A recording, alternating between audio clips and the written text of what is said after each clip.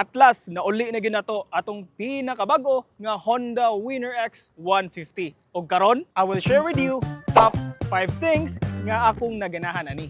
First, this is only 150cc and this can run up to 52 kilometers for 1 liter. Sulit na kina for this category. Second is aggressive. Ningon sila nga this is the new underbone king. And do you know that this has the same engine sa CBR 150, GTR 150 ug RS 150. Maong mukanlat gyud. If hilig ka og medyo kusog, aw pwede kaayo ni ninyo. Third, formado. For me, brusko ug macho kayo ni for this segment. Fourth, na ni is sleeper clutch. Well, if you're into manual transmission, maka-appreciate jud ka sa clutching kay mahatag yun niya ang power nga imong ganahan. Samot na nga nani assist ug sleeper clutch. Smooth na gyud kayo pag upshift ug downshift aga gear. Ikalima, modern and futuristic. Naka-keyless na, fully digital na ang instrument panel ug LED na ang tanan suga. And that's my top 5 reasons. Ikaw, i-flex daw imong Winner XB.